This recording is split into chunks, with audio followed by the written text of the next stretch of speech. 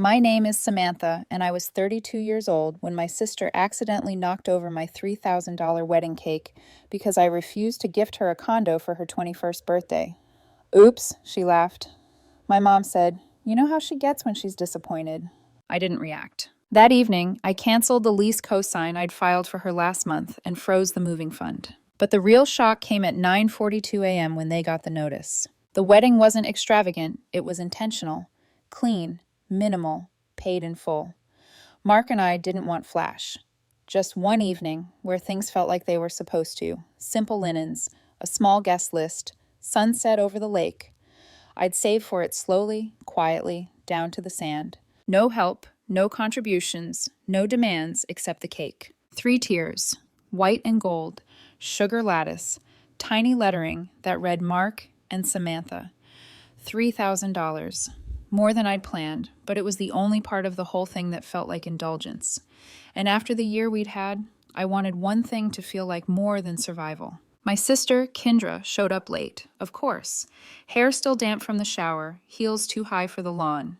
No gift, no hello. She walked straight toward the center of the reception, phone in hand, smiling like she was waiting for a camera to find her. She reached the cake table just as the staff began rolling it forward. She paused beside it, leaned her elbow on the table, adjusting something near her ear. An earring, maybe. Then her arm slipped. Her elbow caught the edge. A subtle nudge. The cake tilted, wobbled, and crashed. Frosting, glass, gasps, then silence. Mark's suit jacket caught the top layer. Cream-colored fabric streaked with sugared flowers and buttercream. Kindra laughed. Just one word. Oops. No apology, no shock, just a smirk like she'd dropped a napkin. A few guests chuckled nervously. One of them tried to scoop part of the cake back onto the table. Someone else reached for their phone. I didn't move. My mother appeared next to me, a flute of Prosecco in her hand. Her voice was soft, the way it always was when she was deflecting blame. You know how she gets when she's disappointed. That was it. Not "I'm sorry," not "this is unacceptable." Just a shrug dressed up as sympathy. I didn't answer. I stared at the mess on the floor, then turned and walked toward Mark. Later, in the guest bathroom, we were both bent over the sink trying to salvage the fabric. Mark dabbed quietly at his jacket. "Was that on purpose?" he whispered. I looked at him in the mirror, mascara under my eyes, the tremor in my hands. I didn't answer right away, just kept pressing the towel into the stain. "She asked me to buy her a condo," I said finally. Mark didn't flinch, just nodded once, slow. "And when you said no," he said, "she ruined our cake." I paused. "Not just the cake," I said. "The last thread of obligation." That night, after everyone left, I sat alone in the apartment with my laptop open. The guest list tab was still pulled up. So was the folder labeled Kindra. Lease cosign paperwork. Transfer receipts. Escrow for her moving fund. $12,000. All ready to go. I didn't feel angry. Not really, just clear. At 1:12 a.m., I made 2 changes. I removed my name from the lease cosign. I froze the moving fund account. Then I scheduled a notification for the morning, 9:42 a.m. I didn't send a message. I didn't need to. Not yet. This wasn't new. The cake was a moment. The condo was a symptom. The truth was older. Kindra had always had a way of wanting things just loudly enough that someone else made them happen. Not directly, never explicitly, just enough for the air to shift. Enough for Mom to tilt her head and say, "Well, it is her birthday," or "She's just going through a phase." She didn't throw tantrums. She floated expectations, and somehow everyone adjusted around them. When she was 16 and wanted a car, she didn't ask our parents. She asked me how hard it was to lease one. Left brochures on the kitchen counter. Sent screenshots of used Mini Coopers with captions like, "Isn't this cute?" She got the car after failing 2 courses in college. She didn't apologize. She asked if I could help her write an appeal letter to keep her scholarship. I rewrote the whole thing. She got reinstated. I didn't even get a thank you text, just a follow-up email. She'd used the same format to ask for an internship with one of my old employers. She didn't just take help. She repurposed it, repackaged it as entitlement, then rewrote the origin story so it had always been hers. By the time she turned 20, I'd co-signed a lease, helped her avoid eviction after missing 2 months of rent, paid off a dental bill, and lent her enough money for a quick trip to Tulum that got a little more expensive than expected. All of it backed by the same line from Mom. She just needs a little help getting on her feet. It's been 5 years. She's still figuring things out. So when the text came a month before the wedding, I wasn't surprised. Thinking of moving to the east side. There's a condo I like. It's new construction. Mom said you might help with the down payment. She never asked. She assumed. The number she attached was $72,000. She said she'd pay me back within a year or two. She had no job, no savings. Her bank app once sent a low balance alert while we were at brunch. $3.14. She laughed and said, "Oops, guess that's lunch on you again." I didn't answer the condo text. She followed up with a TikTok of the unit. Marble kitchen, rooftop terrace, slow pan, caption, manifesting this. Then another line, please ignore my broke sister who's blocking the blessing. LOL. That was the moment it shifted. Not because she insulted me, I was used to that, but because she made it public. She made me the obstacle, the villain in her story of deserving more. I talked to Mom 2 days later. I kept my voice calm, even though my chest felt tight the whole time. She posted that condo thing, I said. It's not a joke anymore. Mom sighed. Well, if you can help, it would really ease some tension. She's been feeling left behind. I already co-signed her lease, I said. That was your choice, she replied. There it was, the gap, the reframe, the selective amnesia. Every contribution erased unless it came with a smile, a ribbon, and silence. I remember the first time I learned to go quiet. I was 13. Kindra was 8. We were at the beach. She wanted my boogie board. I said no. She cried. I got grounded. Not because I'd done anything wrong, but because she was younger. She was tired. Don't escalate. So I stopped escalating. I stopped reacting. I learned that the less I spoke, the easier it was for everyone else. And over time, they mistook my silence for agreement, my politeness for permission, my boundaries for bad timing. The cake was never just a cake. It was her final performance. She didn't knock it over because she was clumsy. She did it because she didn't get what she wanted. And she knew there would be no real consequence. Not this time. That night, when I froze the fund and pulled my name from the lease, it wasn't revenge. It was correction. A quiet, unshakable no. And at 9:42 a.m., they finally noticed. The notice landed at exactly 9:42 a.m. I didn't watch the clock. I didn't need to. I heard the ping from across the room. A group text my mother had started months ago called Fam Updates lit up my phone. Kindra, what is this? I just got an email from the leasing office saying the cosigner is gone. Seconds later, did you cancel it? Are you serious? Then Mom, sweetheart, I'm sure this is a mistake. Can we all please calm down and talk first? That's when the call came. I let it ring once, twice. Then I picked up. Her voice was already pitched high, defensive, wrapped in that performative calm that always came before anger. I'm standing in the leasing office and they're telling me the cosigner is gone. Do you know what that means? I could lose this place.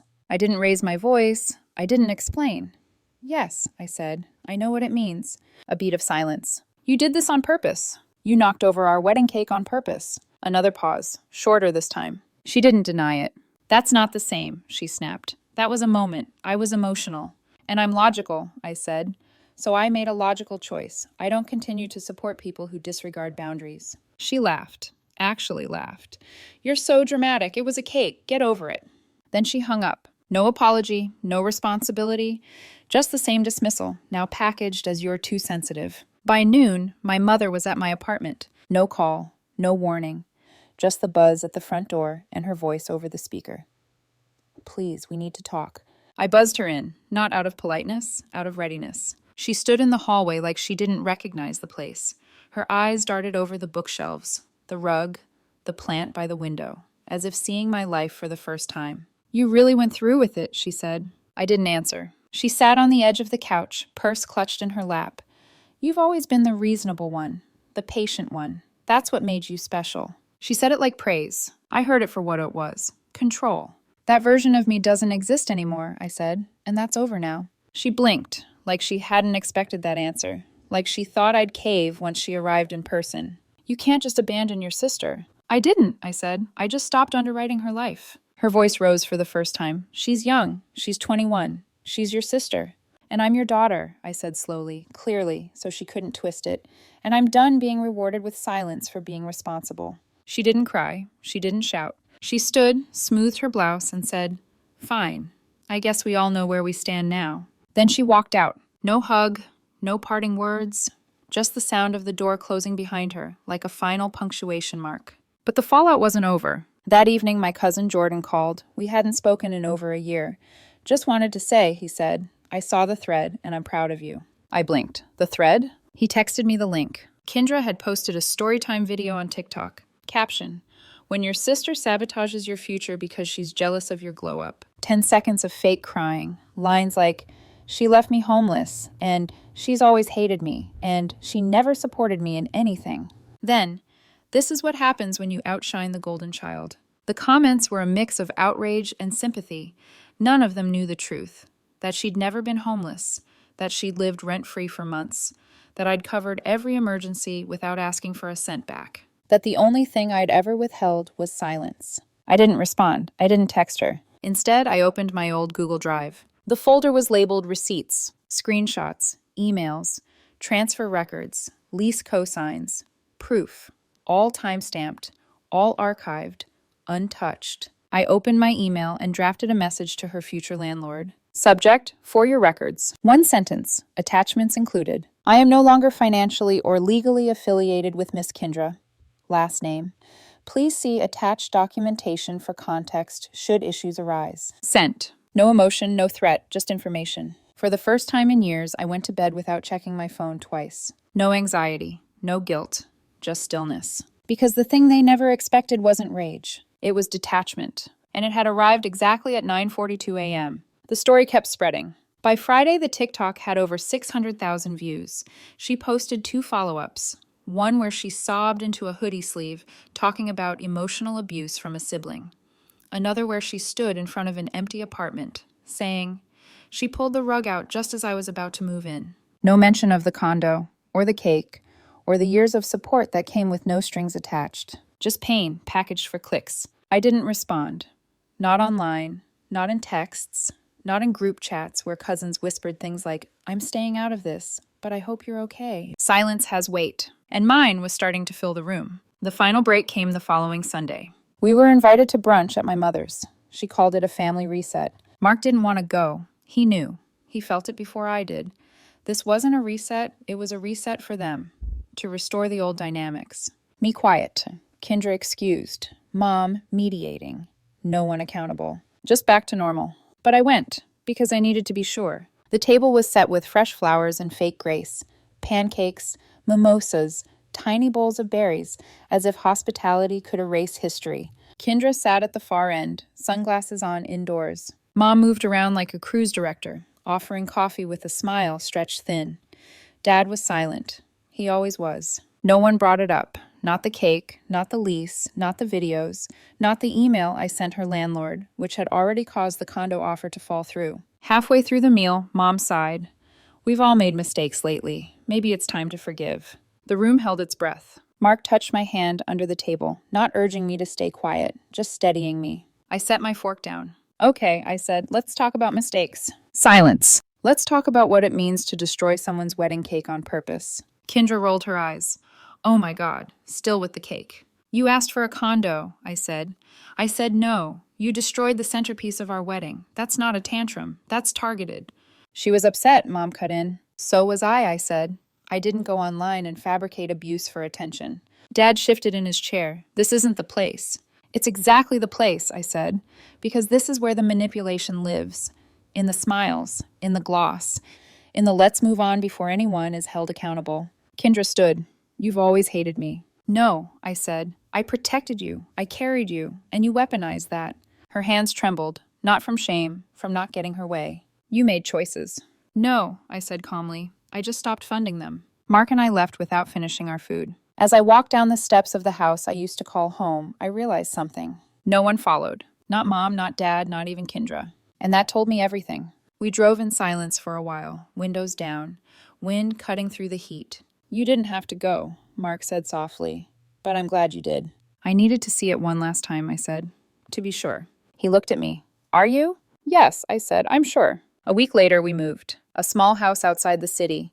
Quiet street, no traffic, no guilt in the walls. I didn't give anyone the address. I didn't update the group chat. I just let the silence keep speaking. Then something unexpected happened. One night, cleaning out old files, I found a folder I hadn't opened in years. Letters, handwritten, from when Kindra and I were teenagers. Notes slipped under my door.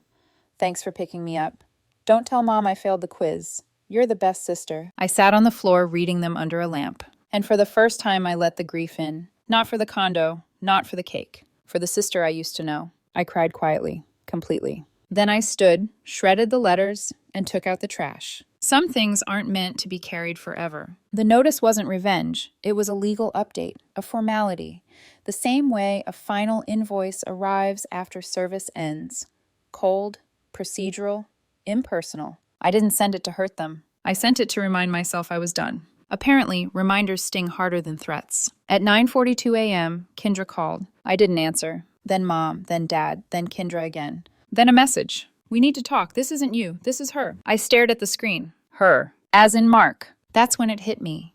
They weren't confused. They weren't sorry. They were just looking for someone else to blame. And since I wasn't bending, they reached for the next closest woman in my life and cast her as the villain. Typical. I didn't reply. Not then. Instead, I walked to the edge of our new backyard with a cup of coffee in my hand. The air was still cool. The city felt far away. Mark was inside, laughing on a call, probably with his sister. Something soft, ordinary, real. And I felt it. Not peace exactly, but the space where peace could grow. By noon, I finally replied, not to Kindra, to Mom. This isn't about Mark. It never was. You made choices. Kindra made choices. I made one too. I'm done enabling people who only love me when I'm useful. Please don't contact Mark again. If you wanted to talk, come as yourself, not as her defense lawyer. Asterisk. She didn't respond. Not that day. 3 days later, she showed up unannounced. Mark saw her first, pulling into our driveway while I was fixing a fence post. My hands were covered in splinters and rust. I hadn't planned on confrontation in work boots and a hoodie, but maybe that made it better. No staging, no masks. Just two people who shared blood and nothing else. She got out of the car slowly, holding a white bakery box. Of course. I didn't say anything. I just watched. She opened it. Inside was a cake. 3 tiers. White frosting, sugar roses. It wasn't a replica. It wasn't even close to our wedding cake. But it was her attempt. Her apology. I didn't know what else to do, she said. I thought maybe... Why did you take her side? I asked. Her lips tightened. I didn't take her side, she said. I just didn't want to lose both of you. So you chose the one who screamed louder. Silence. She looked down at the cake. She was always fragile, she said. You were strong. That word again. Strong. Strong enough to give. Strong enough to take it. Strong enough to clean up after everyone else. Being strong doesn't mean I don't hurt, I said. It just means you expected me to heal quietly. She winced. I'm sorry. I know, I said, but sorry isn't always enough. She blinked, then asked the first honest question she'd asked me in years. Is there a way back? I didn't answer right away. I looked at the cake, at the cracked sugar roses, at the woman who raised me and somewhere along the way forgot I was a person, not a provider. Not right now, I said, maybe not ever. She nodded. Didn't argue, didn't cry. She closed the box and walked back to her car. No guilt trips, no after all I did for you, just silence. The good kind. That night I threw the cake away. Not out of spite, out of mercy. Some things don't need to rot slowly in the fridge. Some endings deserve clarity. Later, lying in bed, Mark whispered, You okay? I thought about it. Every version of myself I'd been for them. The fixer, the banker, the buffer, the silence. I think I might be, I said. He pressed his forehead to mine. You didn't just leave them, he said. You found you. In the dark, I smiled. Because it was true. And because I knew that whatever came next, I'd never hand over pieces of myself just to make someone else feel whole.